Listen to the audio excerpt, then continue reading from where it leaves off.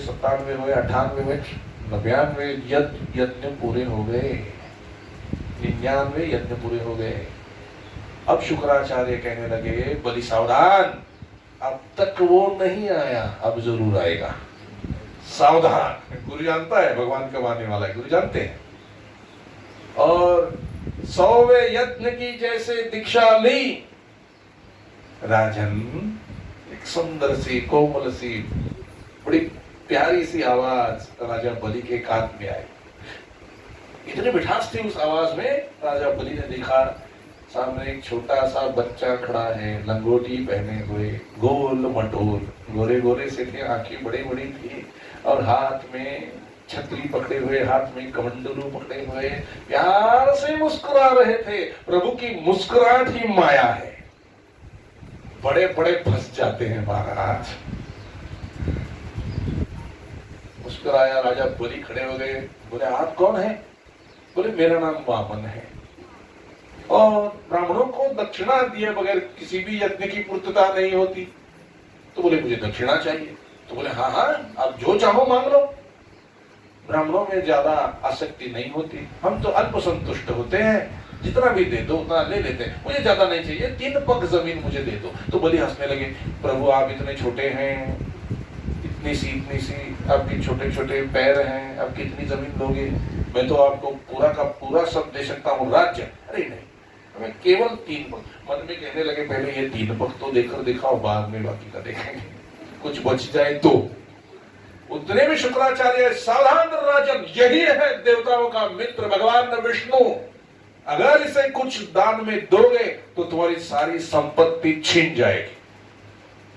गुरु ने सावध किया तो भी मुस्कुरा रहे थे भगवान वामन, कुछ बोले नहीं।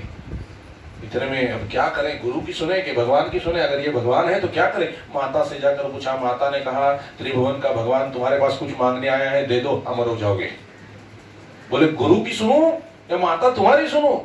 माता जी ने क्या कहा, जो गुरु ईश्वर से विनमुख कराए वो गुरु नहीं होता, और जो इंसान ईश्वर के सन्मुख कराए वही गुरु होता है, उसी की बात माननी चाहिए। तो बलि राजा ने कहा माता आप तो हमारे गुरु हो गए। बोले जैसे भी समझो, लेकिन जाओ त्रिभुवनपति को सब दे दो। भागते भागते बलि राजा आए और संकल्प ले लिया, 3 पैरों तक की जमीन मैं आपको दान में देता हूं। प्रभु ने अपना शरीर बढ़ाया, त्रिविक्रम हुए, अपना पहला पैर उठाया, स्वर्ग पर रख दिया, स्वर्ग पे अधिकार हो गया। दूसरा पैर उठाया, पृथ्वी पर रख दिया, पृथ्वी पर अधिकार हो गया। अब कहा कुछ बचा ही नहीं, तुम नरक में जाओगे बलि, तुमने 3 पैरों तक की जमीन देने का वचन दिया है, 2 में ही सब खत्म हो गया, तीसरा कहां रखें? बोले प्रभु आपकी प्राप्ति के लिए नरक में जाना भी स्वीकार है, लेकिन मैं भी आपका भक्त हूँ, मैं भक्त प्रहलाद का पोता हूँ, इतना तो मैं भी जानता हूँ, तीसरी पैर रखने के लिए जगह है, यहाँ पर रखो, मेरा अहंकार मर जाएगा। और यहाँ पर रख कर उसे जमीन के अंदर गाड़ दिया और पाताल लोक का राज्य बलि को दे दिया। और स्वयं वामन भगवान वहां पर पहरेदारी करने के लिए रुके और कहा बलि तुम मेरे भक्त हो। यहाँ पर वामन अवतार खत्म होता है। फिर आगे परशुराम अवतार हुआ, 21 बार पूरे क्षत्रियों से विहीन कर दी पूरी पृथ्वी। उन्होंने शस्त्रार्जुन को मार डाला भगवान परशुराम। और उनके बाद मर्यादा पुरुषोत्तम भगवान श्री राम।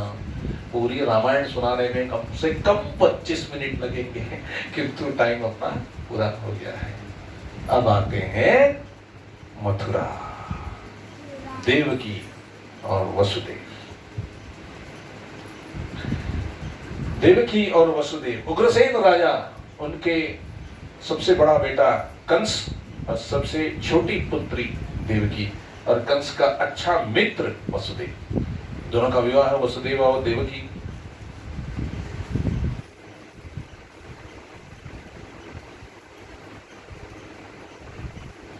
वसुदेव और देवकी का विवाह करवाया। कंस बड़ा खुश हुआ कि मेरे अच्छे दोस्त के साथ मेरी जो लाडली बहन है उसी का विवाह हो रहा है, वो बड़े प्रसन्न हुए।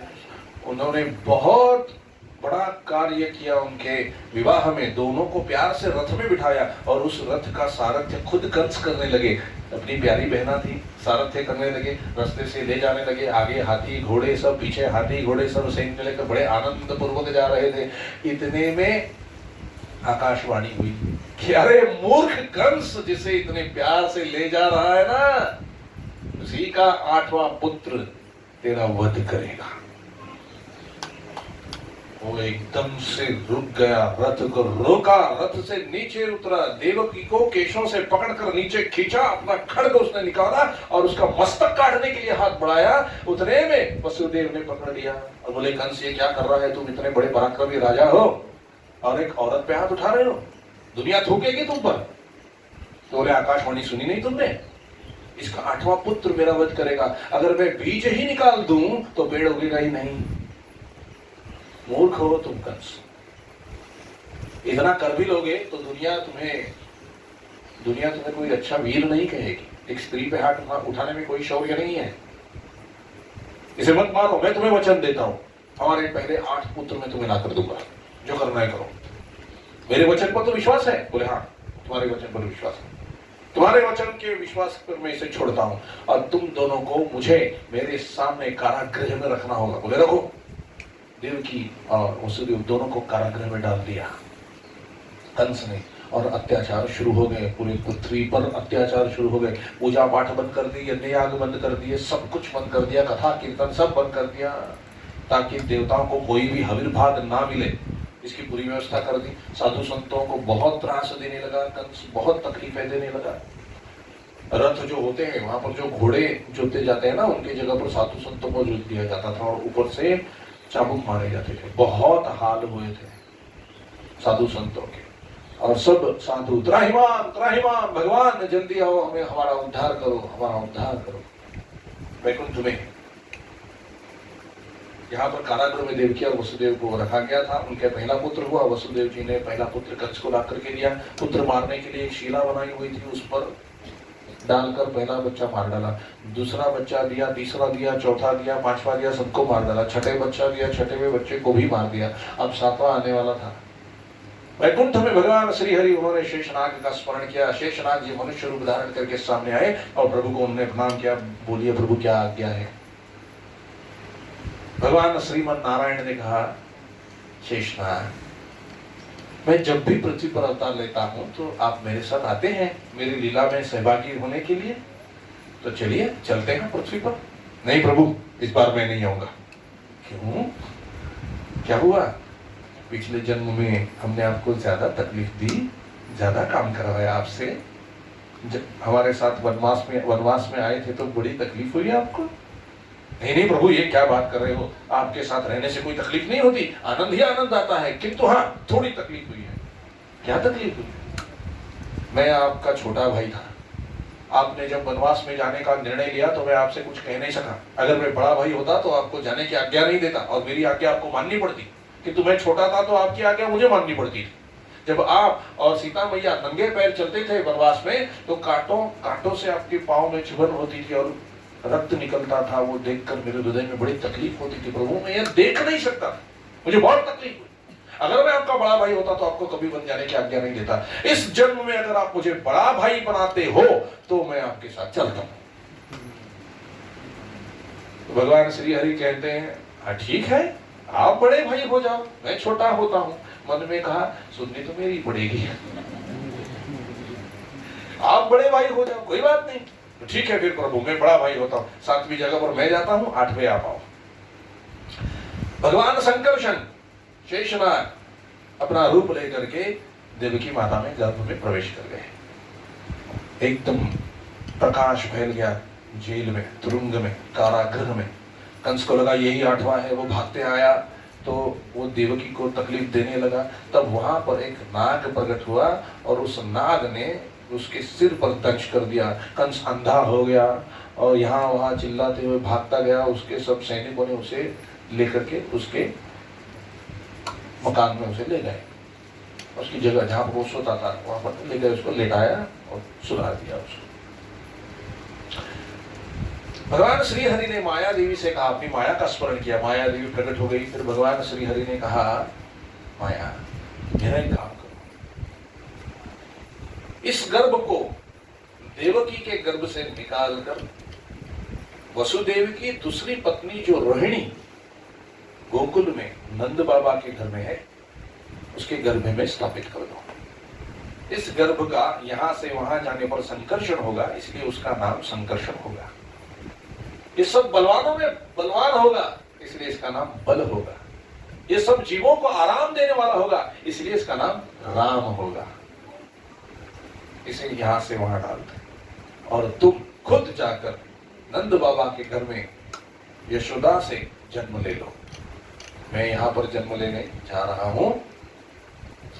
जब मेरा जन्म होगा तो वसुदेव जी से कहना कि मुझे उठाकर गोकुल में रखा है, और जो तुम गोकुल में हो तुम्हें उठाकर वो कारागृह में ले आए।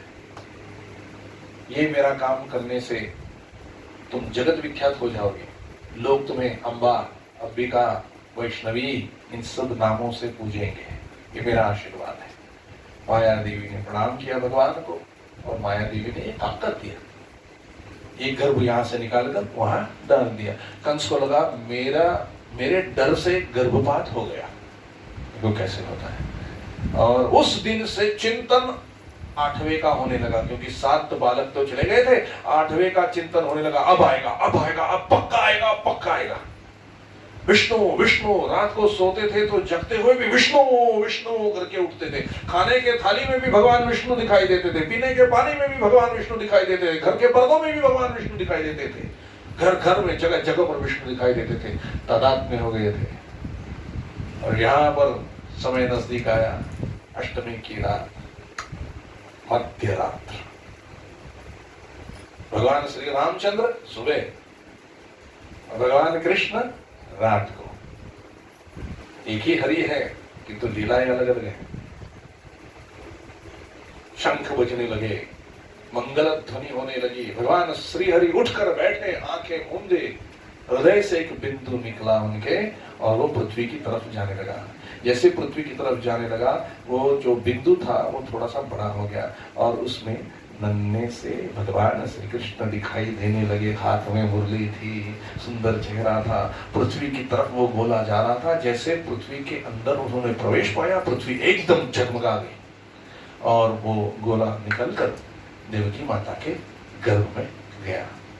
जैसे ही गर्भ में गया, उस तुरंग में चतुर्भुज रूप भगवान प्रकट हो गए, शंख चक्र गदा दिए हुए। उठी माता देवकी, वसुदेव दोनों ने प्रणाम किया, और भगवान श्री हरि ने उनसे कहा, माता आप दोनों ने बहुत भारी तपस्या की और मुझसे वरदान मांगा था कि मेरे जैसा पुत्र आपको चाहिए। मेरे जैसा तो दूसरा कोई हो नहीं सकता, इसलिए मुझे ही आपका पुत्र बनना पड़ेगा। किंतु आपने जो मांगा था वो मैं आपको दे नहीं सका, इस वजह से मुझे ये मेरा जो वचन है वो 3 बार उसकी पूर्ति करनी पड़ी। एक बार आप प्रश्नी नाम से विख्यात जन्म ले चुकी थी, और सुतपा नाम से वसुदेव आप जन्म ले चुके थे। आप दोनों का विवाह हुआ, और आपके गर्भ से मैंने प्रश्नी गर्भ नाम से अवतार लिया था, वो मेरा पहला जन्म था।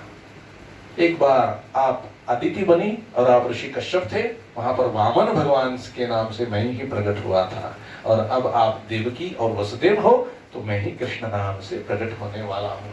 अब मैं प्रकट होने जा रहा हूँ। देवकी माता ने हाथ जोड़कर कहा, प्रभु इस रूप में मत आओ, मुझे आपसे लाड़ लड़ाने हैं, प्यार करना है, आप छोटे बच्चे बनकर आओ। भगवान ने कहा, तथास्तु तथास्तु तथास्तु। कारागृह में सब देव प्रकट हो गए, इंद्रालिक सर्वदेव, देवाधिदेव, महादेव, ब्रह्मदेव, नारद महर्षि, और एकदम से शंख बजने लगा, ध्वनियां बजने लगी, थोड़ी सी आकाश में गर्जना होने लगी, धीमी धीमी बारिश होने लगी, बिजली गड़गड़ाने लगी छोटी छोटी आवाज में, और एकदम से प्रभु प्रकट हो गए। बोलो बाके बिहारी लाल की।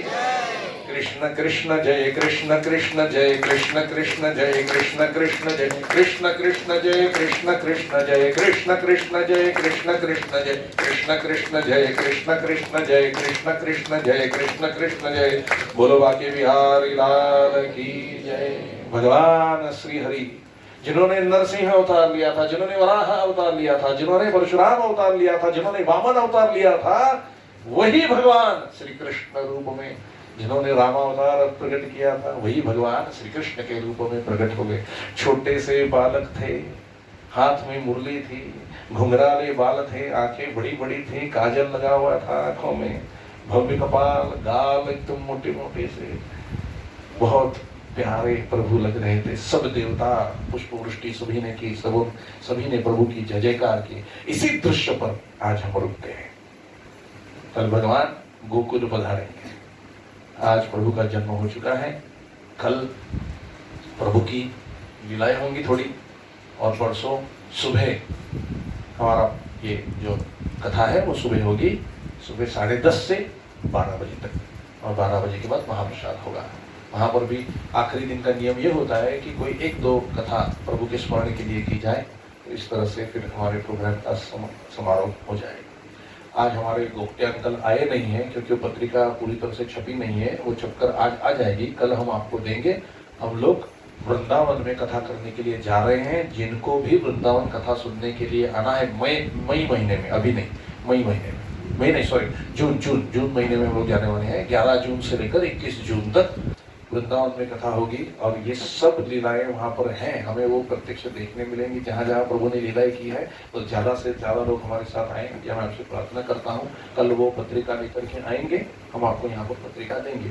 जिनको सीट लिमिटेड है, तो जिनको जिनको आना है, जल्दी से जल्दी अपना नाम सुमित जी के पास दे दीजिए और नंबर दे दीजिए, और कल जब गोप्ते अंकल आएंगे उनसे आप बात कर देना सब, ठीक है। आज जो कथा हुई है प्रभु के चरणों में उसे समर्पित करता हूँ, और यहीं पर कथा को थोड़ी देर के लिए विराम देता हूँ। जानकी जीवन स्मरण जय जय राम। श्री अनंत कोटि ब्रह्मांड नायक राजाधिराज सच्चिदानंद सद्गुरु श्री ब्रह्म चैतन्य महाराज की जय। श्री ब्रह्मानंद महाराज की जय। जय जय रघुवीर समर्थ। विठल विठल विठल विठल विठल विठल विठल पुंडलिकावरदे हरि विठ्ठल। श्री ज्ञानदेव तुकाराम पंढरीनाथ महाराज की जय। सद्गुरुनाथ महाराज की जय।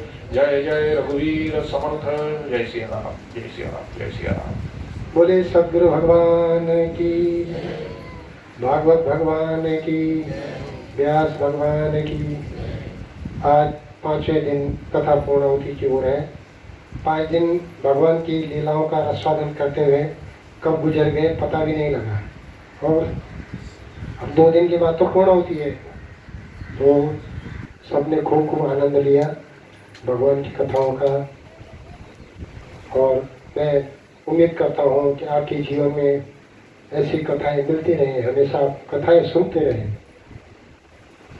आज यहाँ पे आरती के लिए मैं यहाँ पे अनिल पंजाबी जी हैं, उनको निवेदन करता हूँ।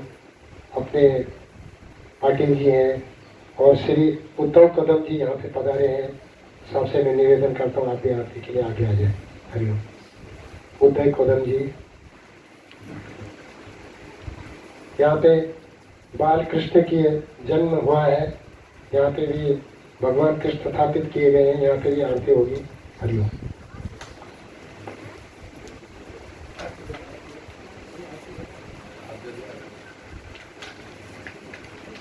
पाळणा कोणाला म्हणायचं होतं?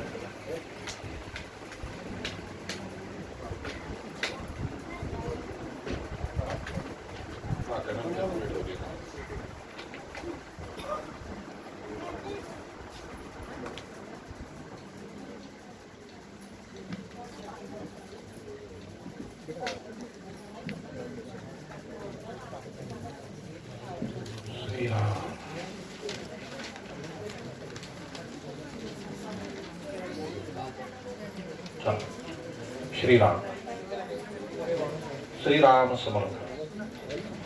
जय जय भगवंता गुणवंता, जय श्री कमलाकांता।